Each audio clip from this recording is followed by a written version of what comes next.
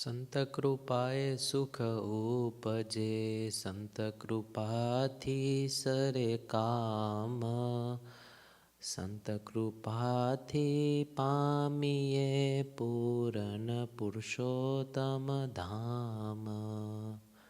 પ્રભુ તવ મૂર્તિ વિનોદકારી, પલપન વિસરે નહીં જો વિસારી. जुगल चरण सोल चिन्ह जेह, नजर समीपे रहो हमारी एह. हरे कृष्ण महाराजनी जय, घनश्याम महाराजनी जय, स्वामीनारायण भगवाननी जय. Almighty, Supreme Lord Swaminarayan, the path maker to our liberation and our spiritual guidance, Pujapad Guruji, and all of you devotees who are watching this lecture, my humble Jai Swaminarayan. There's a saying, to every door there's a key, but to find the right key and unlock the door is the objective. Now, when we're looking in the spiritual stance, there are many keys to liberation. There are many keys, meaning keys in the form of ways that one can attain liberation. But God has given the key, the ultimate liberation, the key to that, to His Ekantik Sadpurush, or in other words, a God-realized, self-realized, singular-minded saint. To find such a saint is a very difficult task. In the world, there are 7 billion people, yet just think how many have attained the association of such a saint. The probability is very, very small. Yet, those who have attained the company of such a saint have attained greatness by following in his words, doing as he says, pleasing him, and through that one attains ultimate liberation. Now today I want to speak to you on the Vachnamrut, Gadhada middle chapter, 59th Vachnamrut. Only God and His saint can grant liberation. That is the whole essence of this Vachnamrut, Gadhada middle chapter, 59th Vachnamrut. Only God and His saint can grant liberation. Only. Now obviously God can grant liberation because God is the one who is the grantor of everything, who is the one who ultimately makes the decision. I want you to be put in a scenario. Now suppose there is a courtroom. Now in the courtroom, there's a judge. Also, there's lawyers on both sides. Also, there's people involved with the case. And then there's people who watch, listen to the case. Now, the judge is in the form of God. The whole courtroom is in the form of this earth. Now, the lawyers are the ones who are fighting against one another. One of the lawyers is the God-realized saint. He's on the good side. The second lawyer, who is on, we can't say the bad side, but the opposite side, is Maya, or illusion. This is also the strength of Bhagwan. Illusion meaning worldly desires, all materialism, things that take us away from God, That's the other lawyer.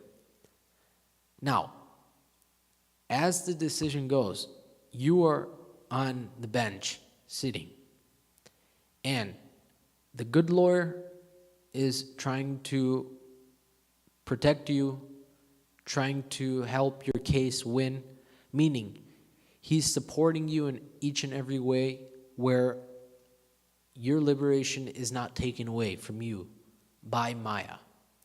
On the other hand, Maya, in the form of that lawyer, is trying to defeat the other lawyer, the good lawyer, by trying to take away that soul from God, trying to keep that soul away from God by throwing various illusions in the form of worldly pleasures at that person. Now, if that soul is strong and has great trust in his lawyer in the form of the Ekantic Saint, and through that, if the lawyer makes valid points, then the judge will make the decision that the case goes to the good lawyer. Due to that, the good lawyer wins, and due to that, you are granted liberation because you did not lose to Maya. Now, this is just a small example, but here's reality. On one side, there's the Ekantic Saint. On the other side, there's Maya. And in the middle, there's God. Now, you are the person who's involved. Maya is trying to take you away, trying to indulge your mind in these worldly pleasures. Ekantic Saint is trying to pull you out from this, and God is just watching there. Now, God is actually on the side of the Ekantic Saint and yourself, but He is judging on how much desire does my devotee have for me or the world. Off of that, the decision is made.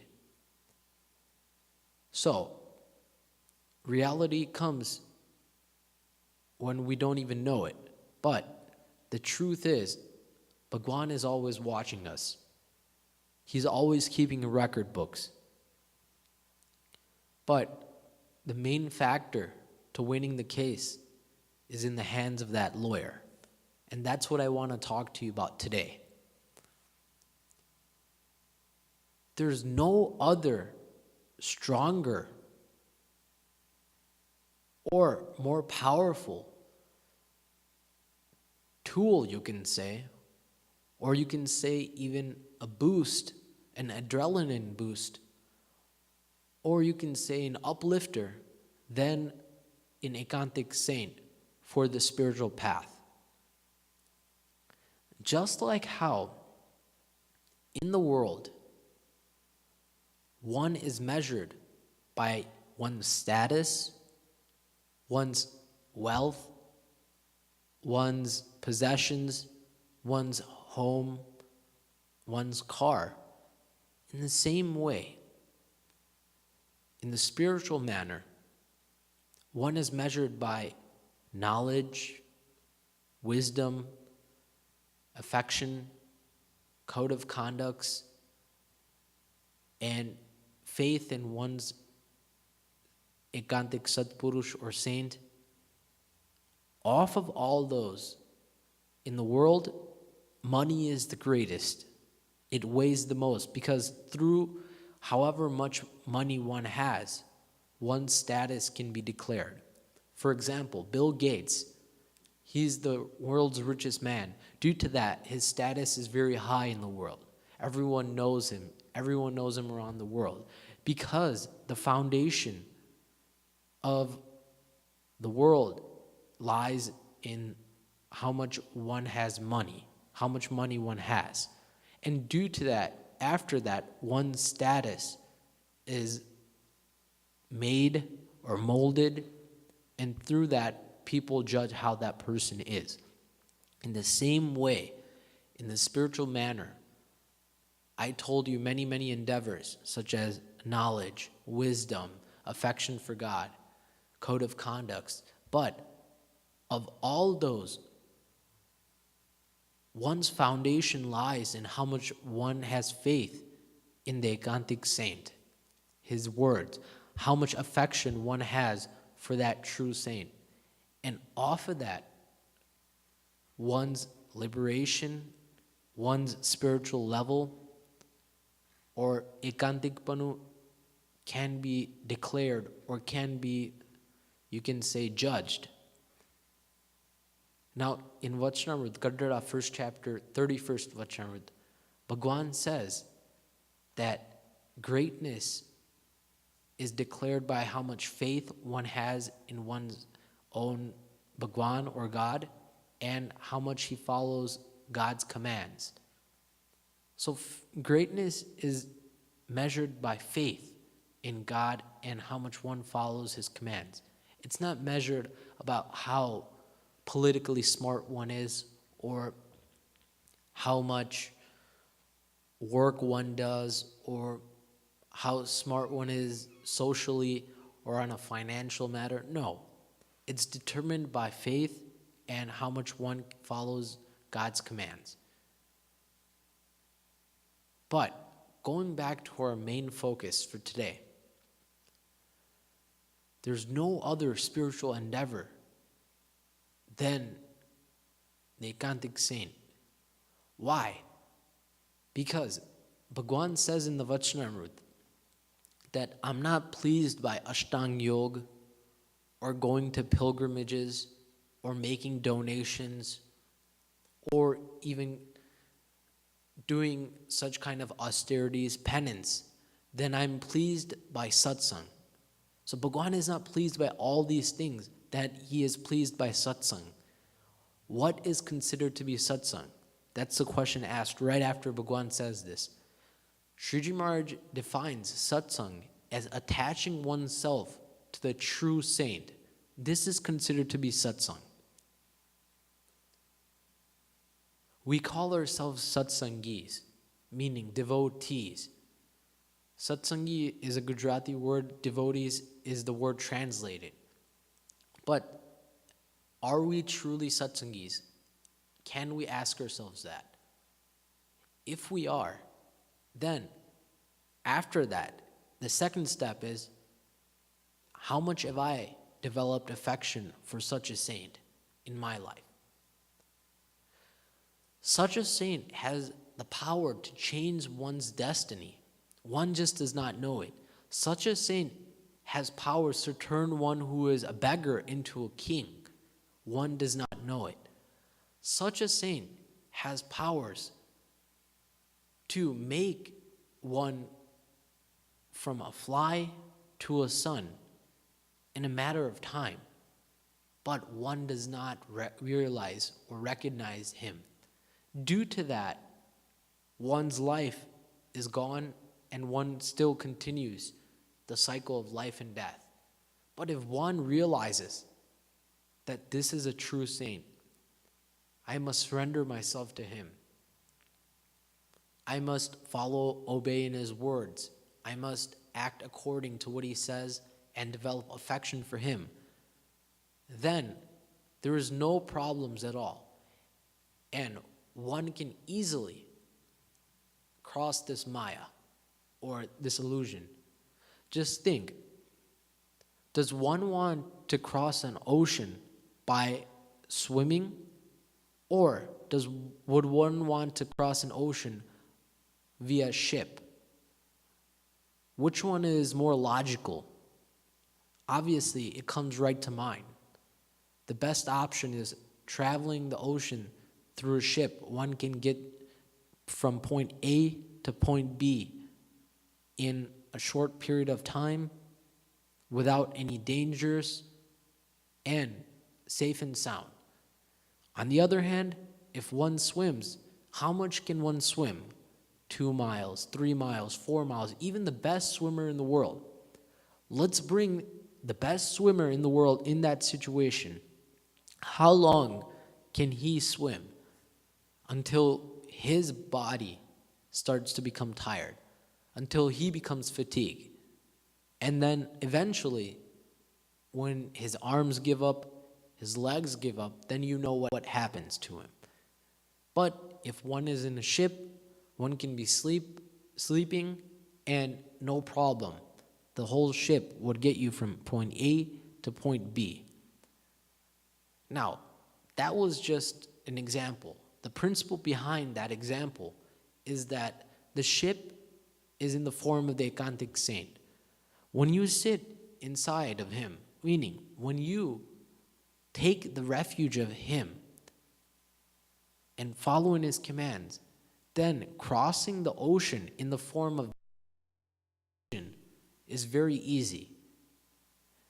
On the other hand, if one tries on one's own hands, trying to attain God, trying to get to God with one's own strength, it's like swimming. One can swim 1 or 2 miles, but if the ocean is 500 miles long, what are you going to do? Due to this, such a saint is required, not recommended, required in one's spiritual life.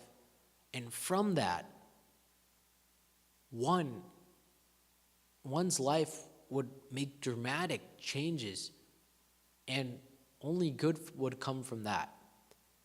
Now, I want to talk to you about how important such a saint is in one's life.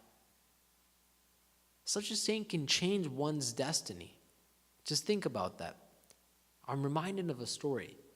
Sadhguru Brahmanand Swami and his group of saints were traveling from Gadhada to Vartal.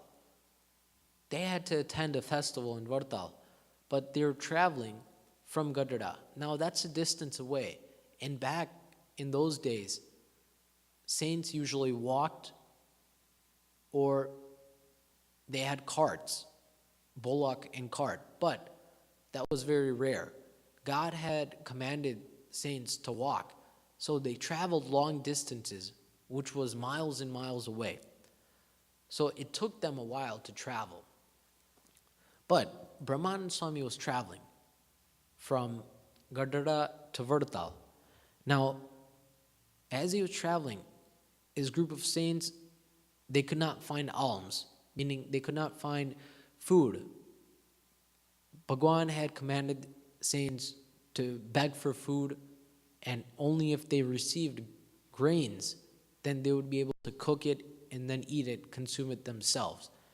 Now, for 2 whole days, Brahmanand Swami and his saints had fasted, had not found anyone in the area, vicinity, that maybe had given food to them, and they were in that kind of situation. They are also not drinking any water because they could not find any at that time. The region they were crossing was arid and dry. So, as they were walking, Brahmanand Swami and his saints, they came across a farm. They saw a boy who was farming there.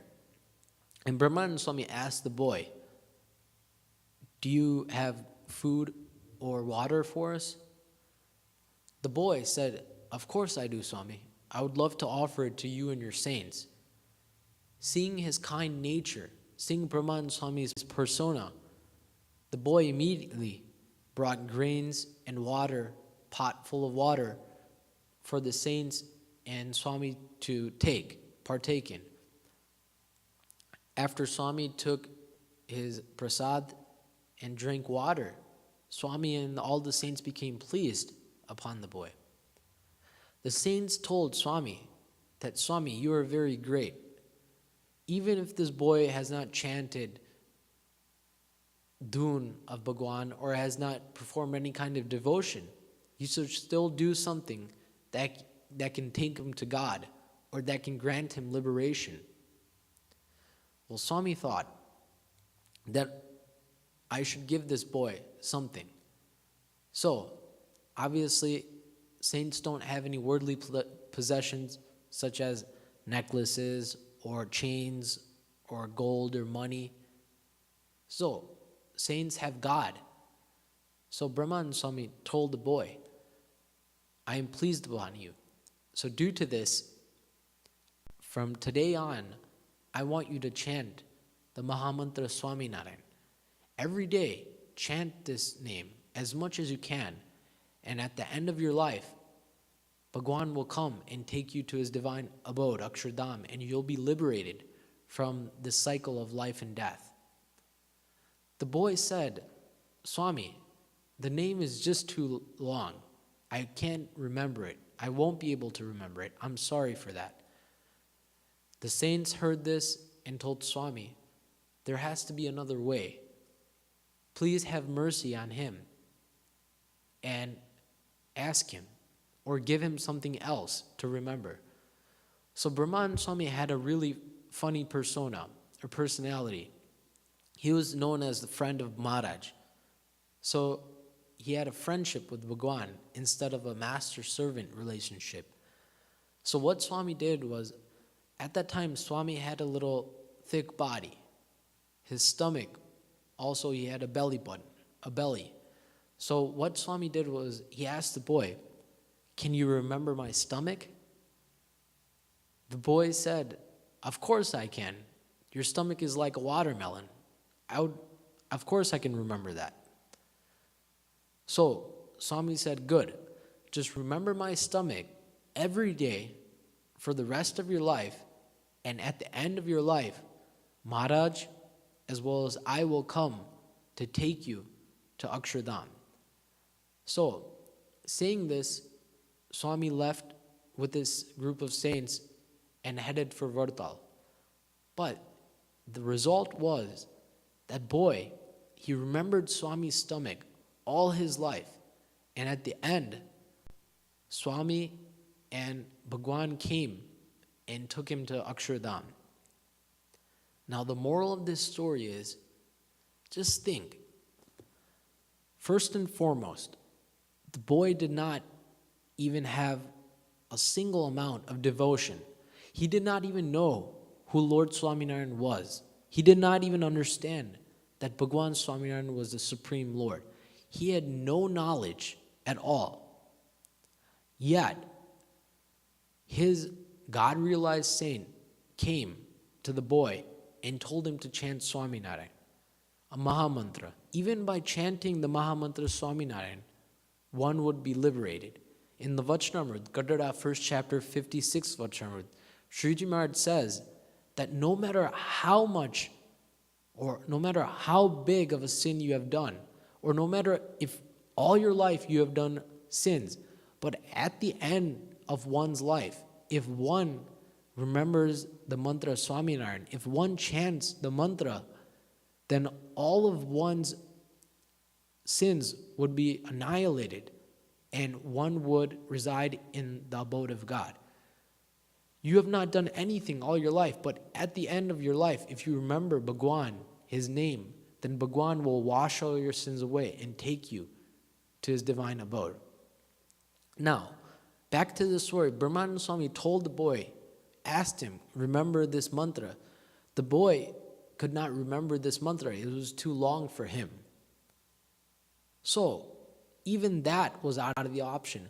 But by remembering Swami's stomach, when Swami gave him the second option, remember my stomach, remembering a saint of God, but not an ordinary saint, a God-realized, self-realized saint, by remembering such a saint, his stomach, not even the saint, the boy did not know any attributes about the saint, how he was, how that he had communion with God, how his spiritual level was. He did not know anything about that.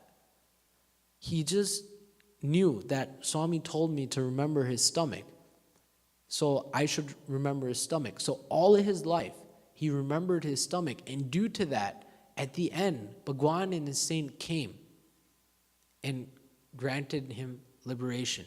That's why in this Vachnamrut, Gadhada middle chapter 59th, Shashtriji Maharaj said, only is very important. Only God and his saint can grant liberation.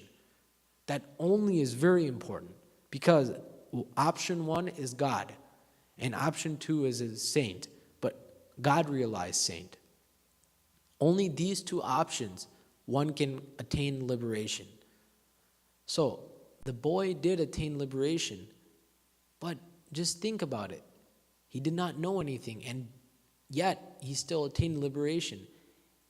Then if we put ourselves in his shoes, we come to temple, we even chant Bhagwan's name. But moreover, we have communion with such a God-realized saint as Guruji. And due to that, our liberation is granted. There is no doubt in our mind, or there should be no doubts in our mind about this. So, remembering this story in one's mind, one should have no doubts and develop firm faith in such a God-realized saint. And due to that, one's liberation would be guaranteed without a doubt. And you don't have to worry.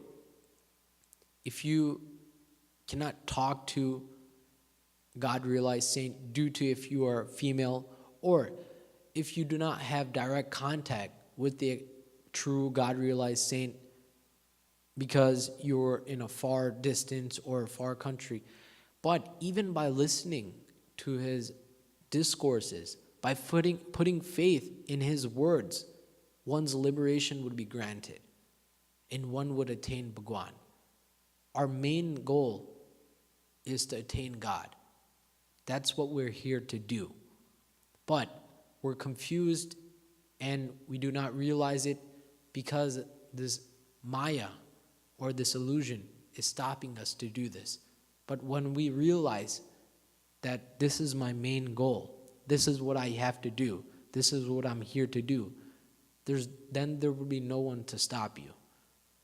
So, remembering that the Ekantic Saint is the fundamental foundation to our spiritual base, to our spiritual life, please take surrenderance on his feet in order to attain liberation. Saying this, my humble Jai Swaminarayan.